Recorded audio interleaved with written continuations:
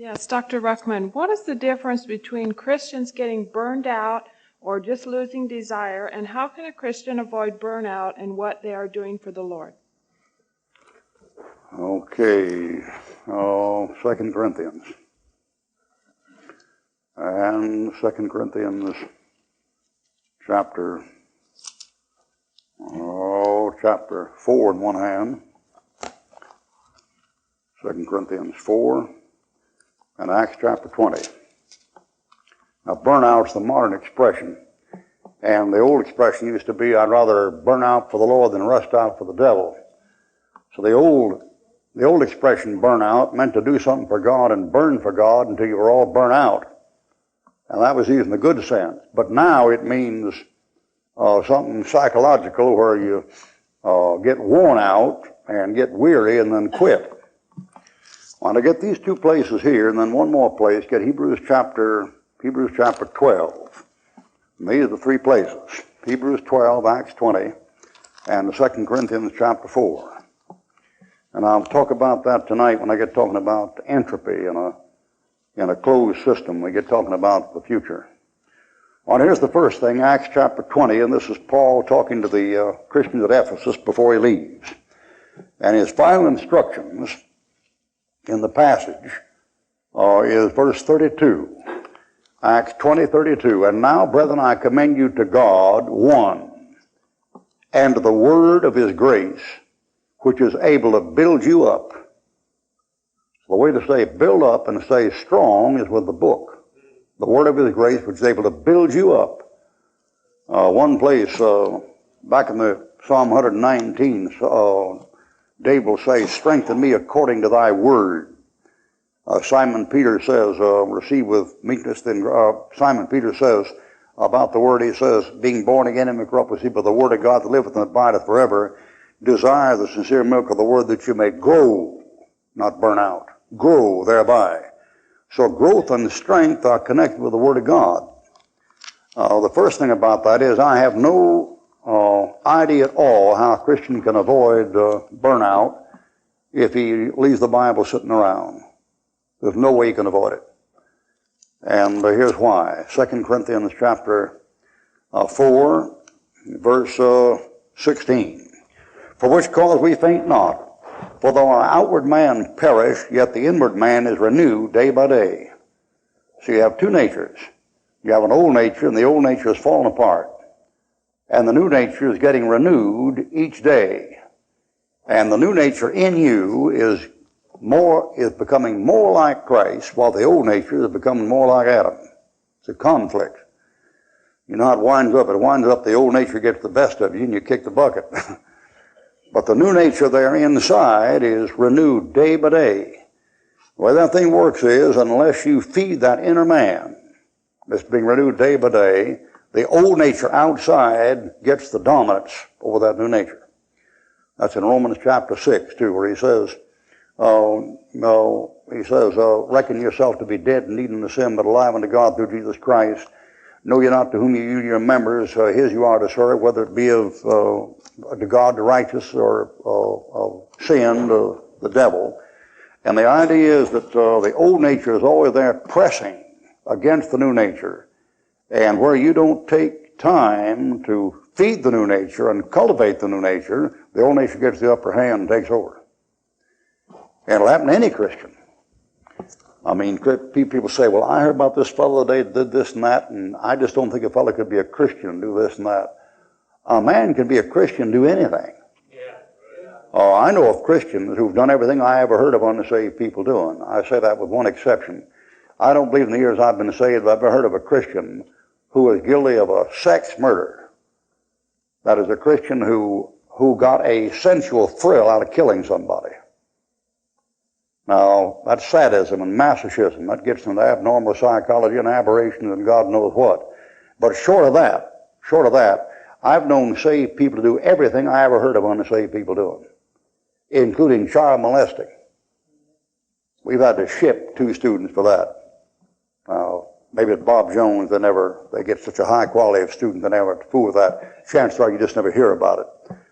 Chances are some of these Christian colleges with with the separation stand they'd take are so full of lesbians they could hire out to Hollywood. But you wouldn't kid me. So I was a man 27 years as far as a preacher. But you take that kind of business, these days, I tell you folks, these days, it's going, man. You got no idea. I travel all year round. I know what's going on. And boy, it's all you can do these days, keep your head above water. That old nature come up and grab you at an inopportune time and throw you, and no respect to person to anybody, boy. It's a battle. I've never found it to be easy. I found it to be a struggle, boy. And I've been whipped sometimes, too, I'll tell you.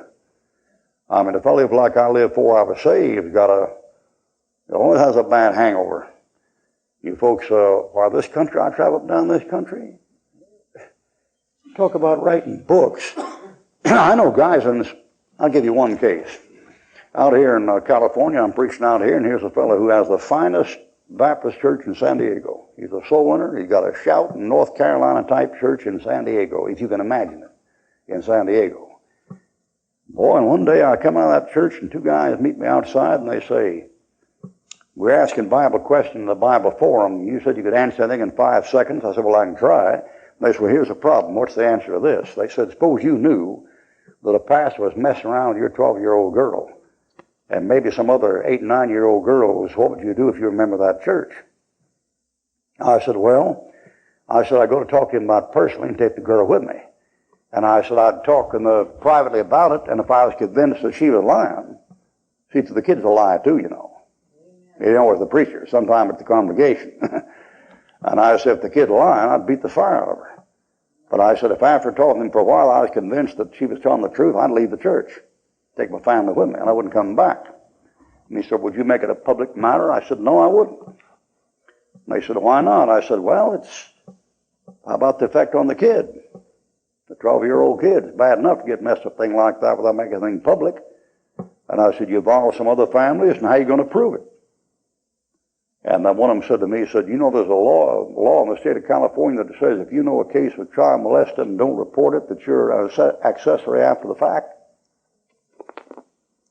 I don't know about that. So I left. About 6 months later, I found out the fellow they're asking about was the guy where I was preaching. They had him on about 15 counts. They got him on 8 of them. He went to San Quentin. One of those guys goes to San Quentin. In the slammer, the lowest form of life is a child molester. In the slammer, the elite are the killers. The murderers are the higher class folks. And the robbers are they have a social hierarchy there, just like any place else, you know. The murderers, they're the big boys, and the next higher up are the robbers, and then on down. And at the bottom are the child molesters. And this fellow I'm talking about was just as saved as anybody ever met in my life. So how could a person be saved and do that? I have no idea. I think a lot of those things are mental. I'm not a big one in psychiatry, but the longer I live, the longer I see things going along in Christians' lives, but honest to goodness, I think they're brain damage. I don't think prayer and the Bible can solve all of them. I really don't. That may seem a strange thing to say, a man who believes the Bible, and I do. But I've seen things and been through things where prayer and the Bible could not arrest it. And I think some of those things are defects in the material. Take a fellow like that, I wouldn't hesitate to recommend a psychiatric treatment to a fellow like that. I wouldn't hesitate a minute. Now, that fellow, he got out there in San Quentin, you know what he did? He began to witness. He's just as saved as any of you people right here. And a funny thing, about 6 months later, I got a letter from a black fellow out in San Quentin, and it said, I met one of your buddies out here named the preacher. And he says, you know more Bible than anybody else, and to write you to learn the Bible. So I sent this fellow a whole bunch of stuff of the Bible, and the funny thing, about a year after that, I got an article in the newspaper, and I liked to flip. It said, riot in San Quentin.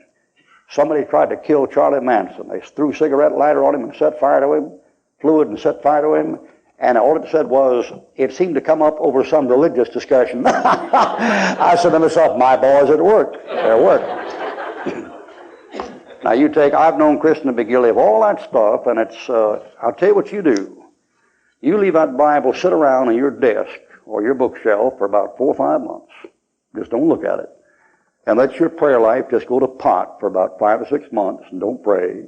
and just drop out of church for a year or so, and God bless your heart, Christian, you can do anything that any unsaved demoniac killer ever did in his life. That's right. Because you have the nature. Folks that don't believe that, you don't know yourself. I have me in a nature that's capable of anything. The worst, vilest thing a man can be capable of, I got the capability. But I don't worry about it, you do too. I had a Christian recently come and tell me, well, I just can't go with this thing. I got this guilt trip, and she told me all this stuff happened to her, and it was rough. It was rough. And I just feel guilty. I said, well, you're saved, yes. You've asked God to forgive you, yes. You've claimed the blood, yes. Well, God has forgiven you, yes, but I haven't forgiven myself. I said, well, forgive yourself. And she said, just on my mind all the time. I said, forget it. It's in the past. She said, but it keeps coming up. I said, it can't come up. It's over. It's gone. And she said, but how do you cope with your guilt? I said, just accept it. I'm guilty, you're guilty, we're all guilty, ta-dum-ta-dum-tum-tum, hey, and go on. I mean, all have sinned and come short of the glory of God. I failed the Lord time. I fought battles and then got to a place where just couldn't go an inch further. And at those times like that, I've said to myself, well, pop off, he did a great job, but he eventually signed a lie to a sheet of paper. He did. Torture broke him. I mean, Richard Wurmbrand did a great job, but after a couple of months in solitary with no sunlight, he went crazy, lost his mind, and put him in a straitjacket. Paul did a great job, but he messed up going down to Jerusalem. I'm not alibiing sin. I'm just saying we're sinners.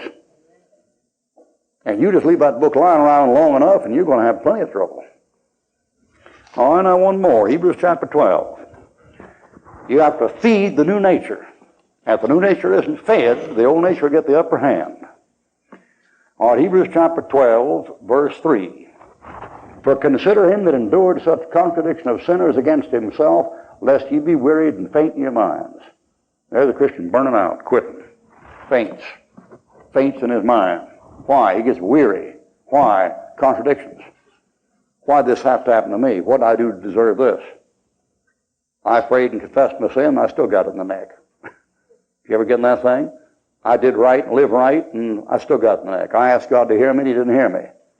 I claimed the promises, and the promise didn't come through. You ever get in that thing? You get in that thing right there, and you'll tend to quit. Now he says, what you have to do is consider him, that's Christ, that endured such contradiction of sinners against himself. About the time the scriptures don't line up with what you want, when you can claim them. I mean, did you ever get in a real mess and need help real quickly? And go back to Psalms. Hear me speedily, O God. Make haste to help me, O God. And that cotton-picking mess dragged out 15 years. You ever get one of them messes? It's like Philip Brooks one time was walking up and down the pastorate in a snit, and ordinarily he's a very patient, cultured fellow. And his servant said, Master Brooks, what is the matter? And without looking at him, still pacing the floor, he said, the matter is, I'm in a hurry and God's not. And that's usually the problem. And so in a thing like that, what you have to consider is here's Christ in Gethsemane and going to the cross. What did he do to deserve it? That's what you got to work on. So you say, what did I do to deserve this? Maybe nothing. You say, well, it isn't fair. Was it fair for Christ to go to the cross? See? You have to think about that. Consider him that endured such contradiction, lest ye be wearied and faint in your mind. So I'd say the answer to that was threefold. I'd say in the first place, you've got to feed the new nature. And the new nature feeds on the Word of God and prayer. And I'd say of those two things, the Word of God is absolutely essential, and no such thing as victory over sin or growth in grace or enduring to the end or running the race or finishing the race without constant exposure to the Word of God. There's any way to do it, and if you're trying to do it, just save everybody the trouble because you ain't going to do it. Or the next thing is, when you get in a sure enough mess, sometimes you have to meditate on Jesus Christ and think what he went through and think about him instead of yourself. And without those things, you'll go through things that eventually will knock you out of the ring. All right. Something else. Nothing like a Bible to clear up a college education.